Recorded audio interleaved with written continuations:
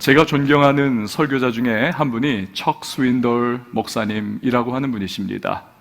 강해 설교로 아주 유명한 미국의 달라스 신학교를 우리 총장을 역임하신 분이시고요. 또 베스트셀러 책을 굉장히 많이 내신 분이십니다. 특별히 이분의 성경 주석 시리즈는 옷을 팔아서라도 사라 할 정도로 정말 탁월합니다. 그런데 그 시리즈의 사도행전 부분에서 이분이 이런 말씀을 하십니다. 영적 지도자라면 누구나 명심해야 할 사실은 우리가 이끄는 교회가 하나님의 기관이라는 것이다. 자칫 이를 망각하기 쉽다. 여러분, 어쩌면 뻔한 말이 아닙니까? 예수 믿는 사람, 특별히 교회에 좀 다닌 분들은 교회를 주님이 세우셨고 하나님께서 교회의 머리가 되신다. 교회는 주님의 것이다. 이거 너무나 잘 알지요. 왜 그런 말을 했을까요? 굳이? 역설적인 이유가 그 안에 담겨 있습니다. 교회는 세상 속에서 여러분 존재하고 있습니다. 그런데 세상은 늘 끊임없이 빠르게 변화를 합니다. 목회자나 교인들은 사명감이 있죠. 우리는 교회를 지켜야 된다. 우리는 진리를 수호해야 한다. 그래서 때로는 희생하고 자신을 내어 던지면서까지도 피 흘리어 교회를 또 진리를 수호하기 위하여 싸우기도 합니다. 문제는 변화하는 세상 속에서 복음을 효과적으로 전하기 위해서 때로는 하나님께서 교회를 직접 변화시켜 가시고자 할 때가 있습니다. 더 이상 옛 방법이 이 시대의 사람들에게 먹혀 들어가지를 않기 때문에 어찌하면 복음을 효과적으로 전할 수 있을까? 이 복음의 본질을 제외한 예배의 방식이라든지 전도와 선교의 방식, 말씀을 증거하는 방식, 그리고 교회 조직과 운영의 방식, 심지어 건축 양식의 변화 등을 갖게 하시는 것입니다. 복음의 본질, 그 이외의 나머지 부분들, 그래서 사람들이 복음을 전하기 쉽게 하고자 하시는 거지요. 그런데 그때 가장 큰 저항이 바로 누구로부터 비롯하느냐? 목회자와 교인분들로부터 비롯합니다. 교회와 진리에 대한 투철한 사명감이 오히려 변화 자체를 거부하는 태도를 가지도록 하기도 한다는 것이지요. 그래서 여러분, 그 시대의 사람들이 다 변화했습니다. 그 시대의 문화가 바뀌었습니다. 환경이 바뀌었습니다만 교회만 바뀌지 않고 그냥 그렇게 있는 것입니다. 저 남태평양 한가운데 갈라파고스 섬이 있습니다. 외부의 영향으로부터 완벽하게 차단된 섬입니다. 그 안에는 살아있는 화석과 같은 동식물이 가득하지요. 마치 그 갈라파고스 제도의 섬과 같이 교회가 되어버렸다는 것입니다. 주님께서는 아주 적극적으로 너희가 나아가서 복음 전하라, 가서 복음 전하라.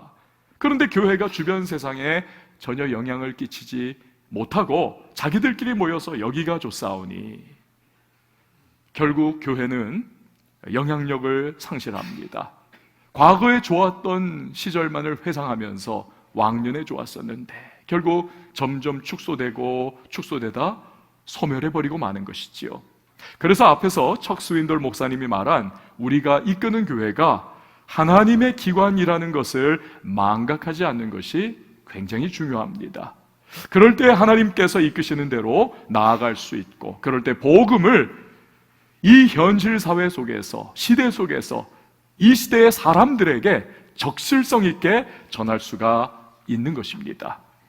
오늘 우리가 보는 성경 말씀은 초대교회 당시에 하나님께서 복음의 확산을 위하여 변화를 일으키셨을 때에 교회가 과연 어떻게 반응했는지를 보여주는 말씀입니다. 지난 시간 살펴본 대로 베드로가 로마 백부장 고넬료의 가정에 초청을 받습니다. 그리고 그 안에 들어가죠. 복음 전합니다. 성령이 뜨겁게 임하십니다. 심지어 이방인들이 방언을 말하면서 하나님을 높이고 찬양하는 것을 봅니다. 베드로는 하나님께서 그 선물인 은사를 이렇게 부어주셨는데 우리가 어찌 물로 세례 주는 것을 금하리요. 세례를 베풉니다. 그리고 그 집에 수일 동안 머무는 것입니다. 이 일이 초대교회 사람들에게 귀에 들어갔고 큰 논란거리가 됐습니다. 1절에서 3절 말씀 같이 읽어보도록 하겠습니다. 시작. 유대에 있는 사도들과 형제들이 이방인들도 하나님의 말씀을 받았다 함을 들었더니 베드로가 예루살렘에 올라갔을 때에 할례자들이 비난하여 이르되 내가 무할례자의 집에 들어가 함께 먹었다 하니. 아멘. 할례자들이 베드로를 왜 이방인과 네가 교류하고 음식을 먹고 마시면서 며칠을 보냈느냐 비난을 하더라는 것입니다.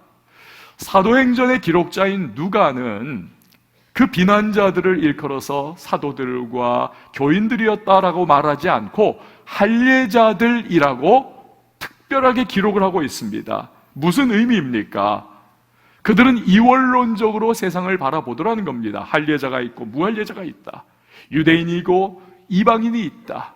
하나님의 택한 선민이 있고 하나님이 불택한 멸망의 자손들이 있다라고 쫙 나눠서 보더라는 거죠. 아직도 유대 관습과 종교법의 영향에서 벗어나지 못하고 있다는 것을 강조하는 의도가 할례자들, 여기에 담겨 있는 겁니다. 그리고 비난하다라고 하는 헬라어는 디아크리노라고 하는 단어입니다. 이 말은 굉장히 강력한 표현입니다. 베드로를 규탄하고 규탄했다는 것입니다. 일본과의 갈등이 심화하면서 노 재팬 운동이 얼마 전에 펼쳐졌었습니다. 어떻게 일본 차를 이 기간에 살 수가 있느냐? 아니 어떻게 유니클로 매장에 들어갈 수가 있느냐? 어떻게 일본 여행을 할 수 있느냐? 막 규탄을 했습니다. 그러나 그것도 시간이 좀 지나니까 이제는 좀 시들해지면서 분위기가 느슨해졌습니다. 하지만 할례자들이 베드로를 규탄한 것은 여러분 비교 불가의 사건입니다. 지금 이방인들에 대한 증오심과 갈등은 수백 년째 이어져 내려오고 있습니다. 게다가 식민 통치하고 있는 로마의 백부장이 관련된 일이 아닙니까? 그야말로 최악의 상황 중에 최악의 상황인 것이지요. 믿음의 동지들의 강력 규탄을 받은 베드로는 일의 전후 맥락을 상세하게 설명을 합니다.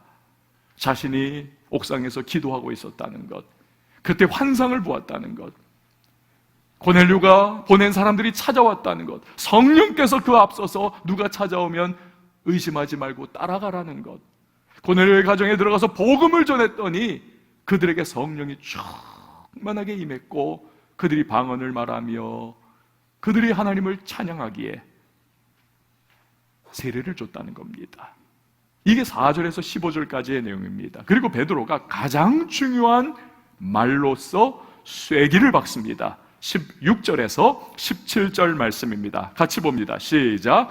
내가 주의 말씀에 요한은 물로 세례를 베풀었으나 너희는 성령으로 세례를 받으리라 하신 것이 생각났노라. 그런즉 하나님이 우리가 주 예수 그리스도를 믿을 때 주신 것과 같은 선물을 그들에게도 주셨으니 내가 누구이기에 하나님을 능히 막겠느냐 하더라. 아멘. 즉 자신이 한 행동이나 판단의 모든 근거는 다름이 아니라 예수님의 말씀에 근거하고 있다는 것을 강조를 한 것입니다. 지금 규탄하고 공격하는 사람 중에 여럿은 예수님이 그 똑같은 말씀을 할 때에 베드로 옆에 서서 함께 들었던 사람들입니다. 그들은 그 즉시 유대 관습과 종교법에서 기인한 이방인들에 대한 증오심, 편견, 베드로에 대한 분노를 극복을 해냅니다. 철회를 합니다. 믿음으로 이 상황을 받아들입니다. 18절 말씀 보니까 그들이 이 말을 듣고 잠잠하여 하나님께 영광을 돌려 이르되 그러면 하나님께서 이방인에게도 생명 얻는 회개를 주셨도다 하니라.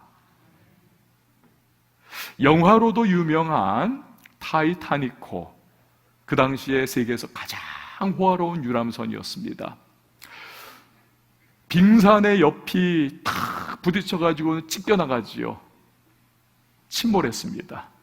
그런데 사실 이 타이타닉호는 침몰하지 않을 수도 있었고 침몰한다 할지라도 시간을 많이 벌 수가 있었습니다. 원래는 이 배라고 하는 것이 설계학적으로는 선체에 물이 들어오면 다음 칸으로 물이 스며들어가지 못하도록 격벽을 세우도록 되어 있습니다. 촘촘하게 격벽이 세워져 있어요. 한 곳이 침수돼도 다른 곳은 멀쩡한 겁니다. 부력이 살아 있습니다. 그런데 설계자가 그 격벽을, 설계를 제거를 해버렸습니다. 그리고는 초호화 유람선에 걸맞게 수많은 통로들과 계단들을 거기에 다 설치를 한 겁니다. 빙산이 부딪히고 옆이 찢겨져 나가고 물이 콸콸콸콸콸 들어오는 그 노도와 같은 물결이 막힘이 없는 겁니다. 순식간에 배 전체로 들어가서 침몰을 시켰던 거지요. 그래서 무려 1517명이 죽는 초대형 참사가 됩니다.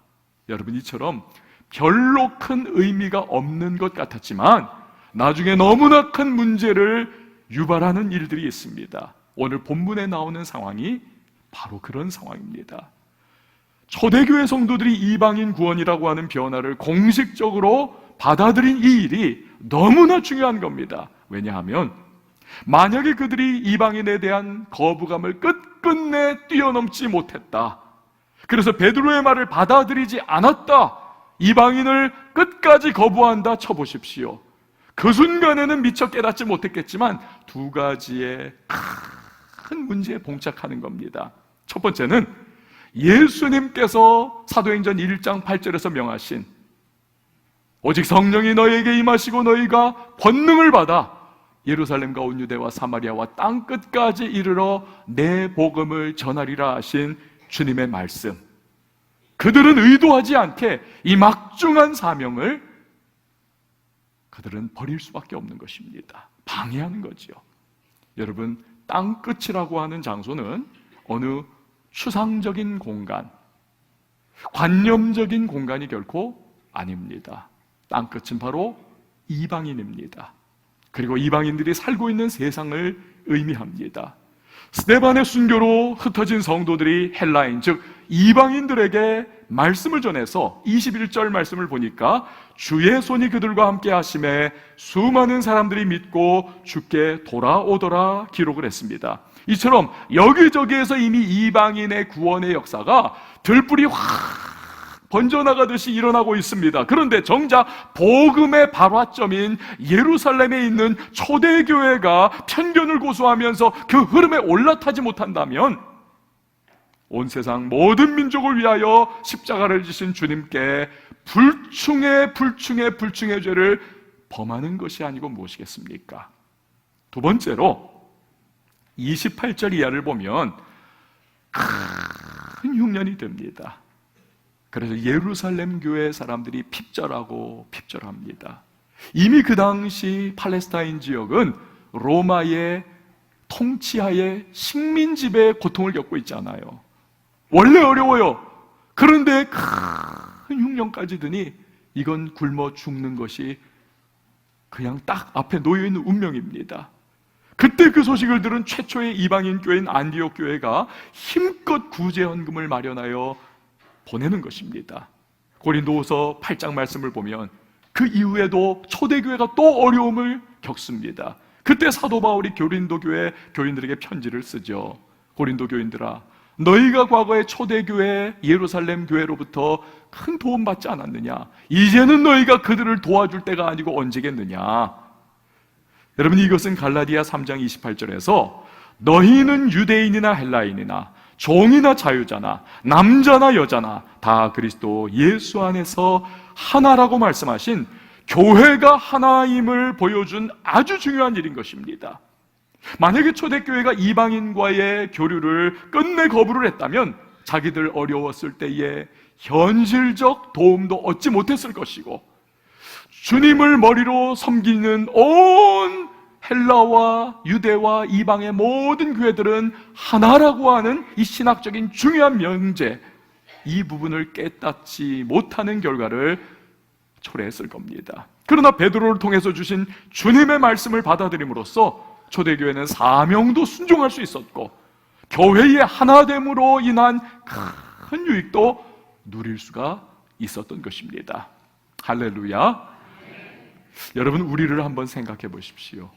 하나님의 말씀이 전해집니다. 말씀을 읽고 말씀을 큐티하고 그 말씀이 내게 다가올 때에 여러분, 그 말씀이 은혜만 되고 내 마음에 평강만 주고 아주 꿀송이와 같이 그냥 달콤하기만 하면 얼마나 좋아요. 현실은 그렇지 않지 않습니까?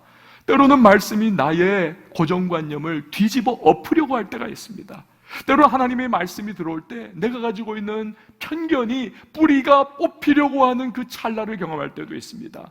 내가 놓고 싶지 않은 나의 삶의 어떤 한 부분을 하나님이 포기하기를 원하는 그러한 말씀이 다가올 때도 있고, 나의 가치관과 세계관을 송두리째 뜯어 엎어버리려고 하는 하나님의 시도가 그 말씀 속에 담겨 있을 수도 있습니다. 그때에 여러분, 우리에게 말씀에 대해서 두 가지의 선택이 있습니다. 첫 번째는 거부하는 겁니다. 받아들이지 않는 것이지요. 그때 우리는 그 불순종의 결과를 오롯이 책임을 져야만 합니다. 감당해야죠. 예를 들어 하나님이 그 말씀을 통해 내 인생에 변화를 주기를 원할 때가 있습니다. 하나님이 어떤 계획을 가질 때가 있습니다. 그리고 미래에 그 변화와 계획을 통하여 내게 큰 예상치 않은 축복과 은혜를 나에게 하나님이 뜻하시고 계실 때가 있습니다. 그걸 누리지 못하는 거지요. 마치 초대교회가 베드로의 말을 받아들이지 않았다면 이방인 구원이라는 변화도 없고, 또 미래에 닥칠 흉년의 시기에 이방인 교회가 주는 현실적인 도움이나 하나됨의 유익을 얻지 못하는 것과 마찬가지라는 사실입니다. 하지만 두 번째 선택도 있습니다. 말씀을 받아들이는 것입니다. 그런데 우리는 눈과 귀를 가지고 있는 존재 아닙니까? 이 말씀은 세상에 보이는 현실들, 내 귀에 들리는 세상의 소리에 우리는 마음이 굉장히 격동되기가 쉽고 흔들리기가 쉽다는 것입니다.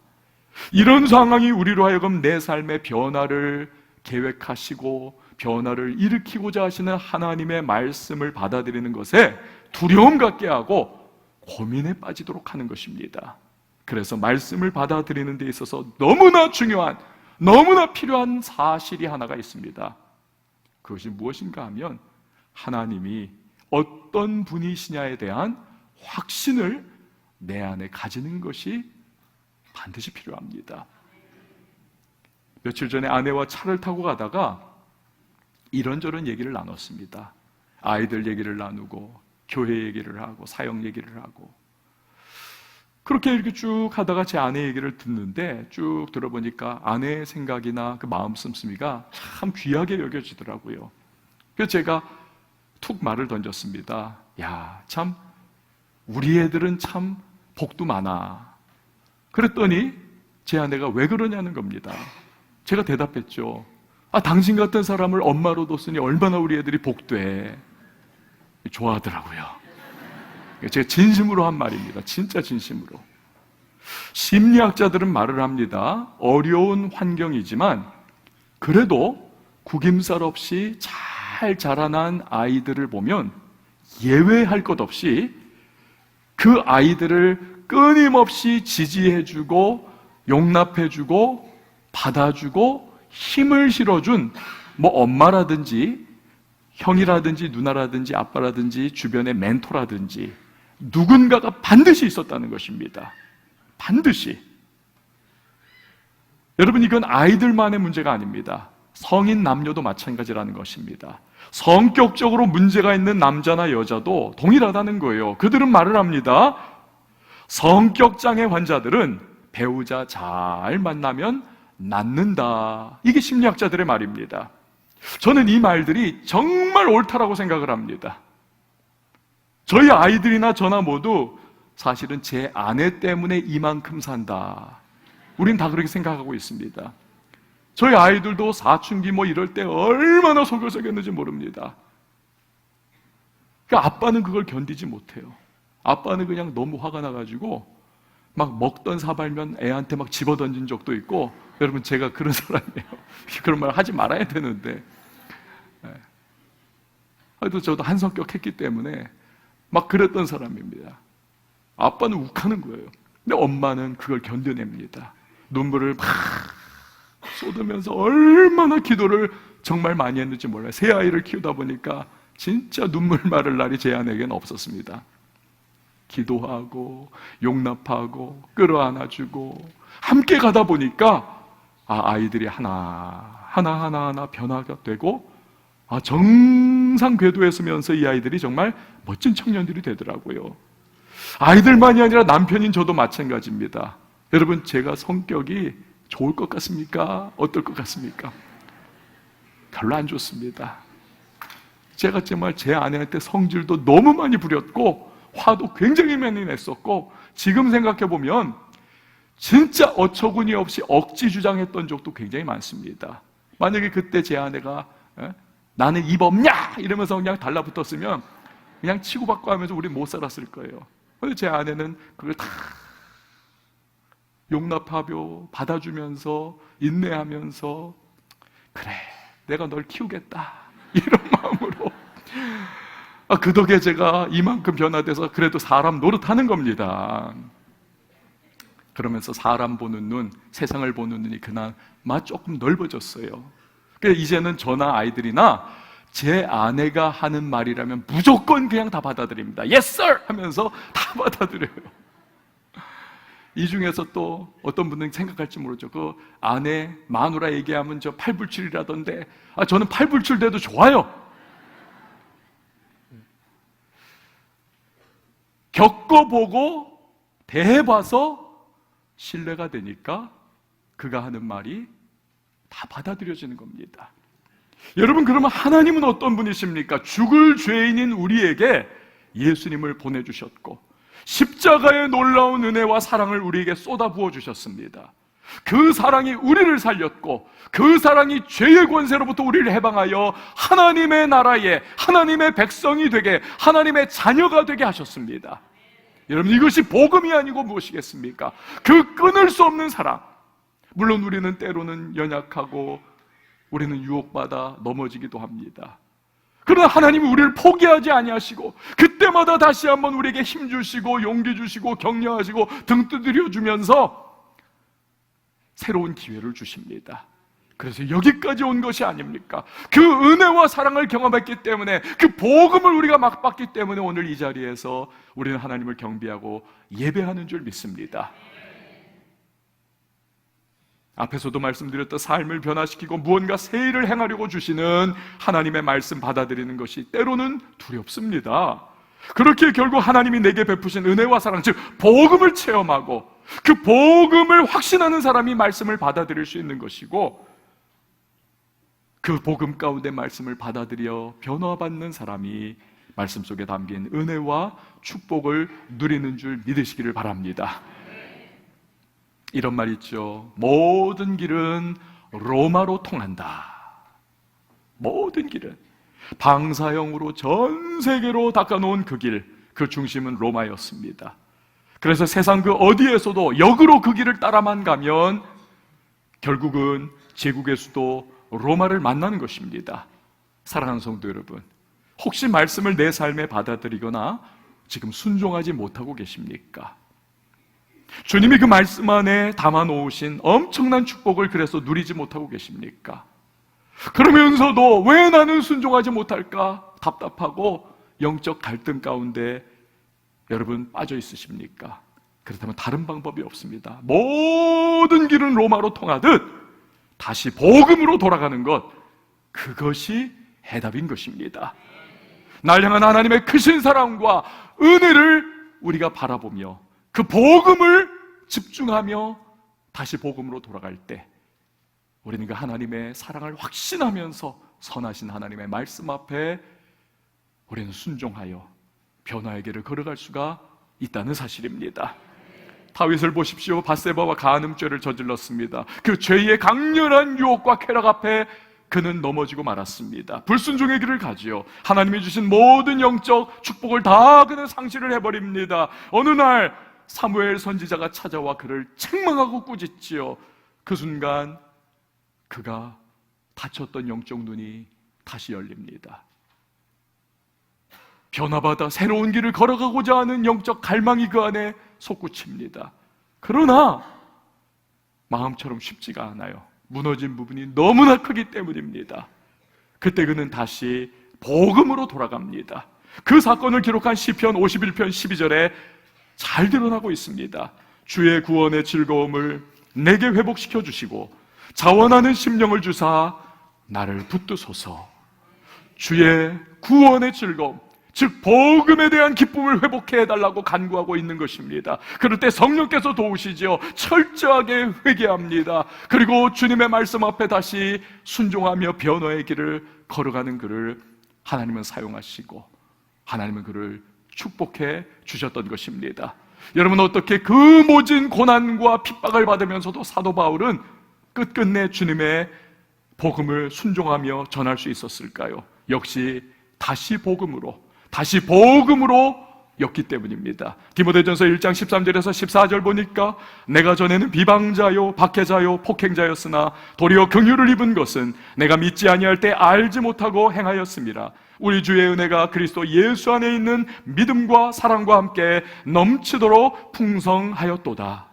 그는 스데반 집사를 돌로 쳐 죽였습니다. 그는 교회를 박해한 사람입니다. 회방꾼입니다. 그런 자신을 하나님이 구원해 주셨습니다. 하나님이 용납해 주셨습니다. 그리고는 사도로까지 삼아 주셨습니다. 이해할 수 없는, 감당할 수 없는 놀라운 복음의 은혜를 그가 누렸던 것이지요. 그런 주님의 인자와 자비가 아침마다 새롭고 새로운 것입니다. 이처럼 매일매일 다시 복음으로 돌아갔기에 그는 끝이 없어 보이는 핍박과 고난의 그 길, 그러나 늘 말씀에 순종했던 것이고, 하나님은 그러한 그를 축복하시고 능력을 부어주셔서 수많은 곳에 주님의 복음을 증거할 수 있도록 그를 주의 손으로 붙잡아 사용해 주신 줄 믿습니다. 2020년 됐습니다. 여러분, 우리가 회복해야 될 가장 중요한 것이 무엇일까요? 다시 복음으로 돌아가는 것입니다. 다시 복음으로. 억지로 순종하려고 애쓰는 것은 고행자의 율법적인 몸부림과 같습니다. 안 되는 것입니다. 설령 된다 할지라도 기쁨이 없고 만족이 없습니다. 행복이 없어요. 왜? 억지로 한 것이거든요. 죽지 못해 몰려가지고 한 것이거든요. 마틴 루터가 익히 그것을 경험하지 않았습니까? 그것이 그가 종교개혁을 시작했던 이유가 아닙니까? 올 한 해 다시 복음으로 돌아가서 십자가의 사랑을 뼈저리게 체험하는 저와 여러분이 되실 수 있기를 바랍니다. 그럴 때에 그 복음에 입각한 마음 가운데에서 자발적인 헌신과 자발적인 순종이 시작될 수가 있습니다. 그런 우리에게 하나님께서는 말씀 안에 예비해 놓으신 은혜와 축복을 물붓듯 부어 주실 것입니다. 오늘 이 시간에 함께 찬양하며 기도할 텐데요, 여러분, 주님만이 우리의 능력이십니다. 우리의 소망이십니다. 주님의 그 사랑은 세상에 끊을 것이 없습니다. 주님의 사랑 끊을 것이 없습니다. 이것이 복음이 아닙니까? 복음으로 돌아가십시오. 다시 복음으로. 그 복음을 붙잡을 때에 주님의 말씀이 어렵고 힘들게 보인다 할지라도 우리 기쁨으로 순종할 수 있고, 그 복음의 감격 때문에 변화받을 수 있고, 말씀 안에 담긴 은혜와 축복을 누리는 거지요. 우리 시간 함께 찬양하며 나갑니다. 주 사랑이 나를 숨쉬게 해. 주 사랑이 나를 숨쉬게 해. 세상 그 어떤 어려움 속에도, 세상 그 어떤 어려움 속에도 주 은혜로 날 돌보시며, 주 은혜로 나를 돌보시며 세상 끝날까지 지켜주시네. 세상 끝날까지 지켜주시네. 주 사랑이 나를 이끄시네. 주 사랑이 나를 이끄시네. 내가 갈 수 없는 그곳으로 주의 사랑 나를 붙드시며 세상 끝날까지 인도하시네. 주님만이 내 아픔 아시며 주님만이 내 맘 어루만지네. 어느 누구도 나를 향하신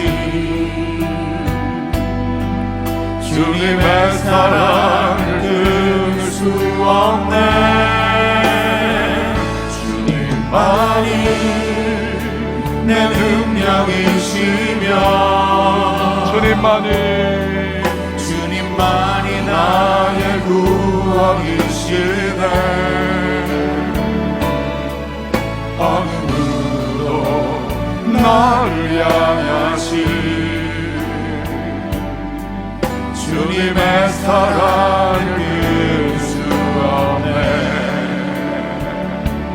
주님께서 그 사랑 우리에게 부어주고 계십니다.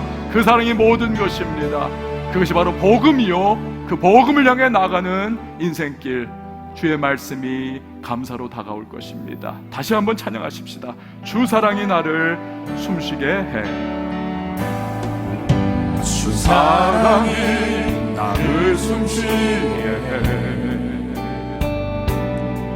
세상 그 어떤 어려움 속에도 주 은혜로 나를 돌보시며 세상 끝날까지 지켜주시네.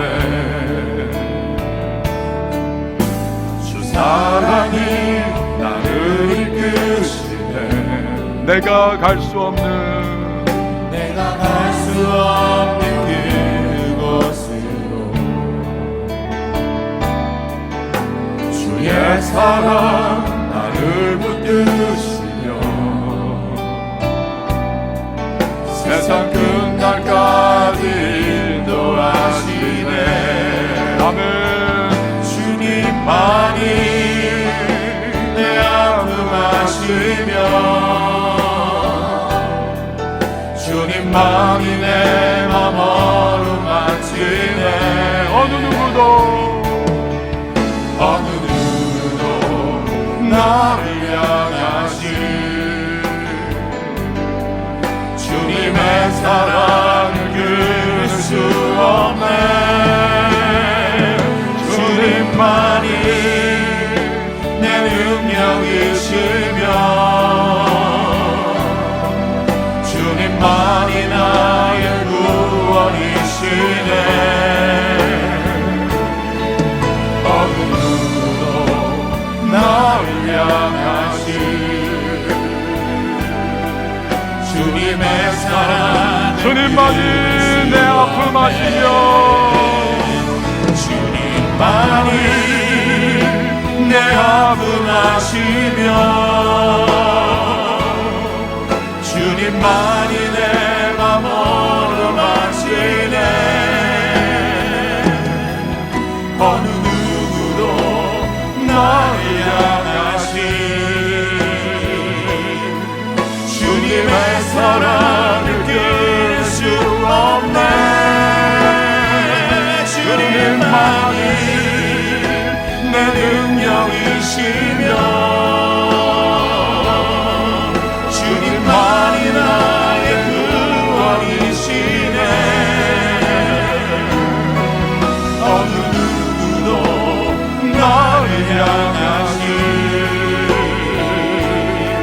주님의 사랑 우리 마지막 한 번 더 찬양하십시다. 주님만이 내 아픔 아시며 내 아픔 아시며 주님만이 내 맘 어루만지네. 어느 누구도 나를 향하신 주님의 사랑을 끊을 수 없네.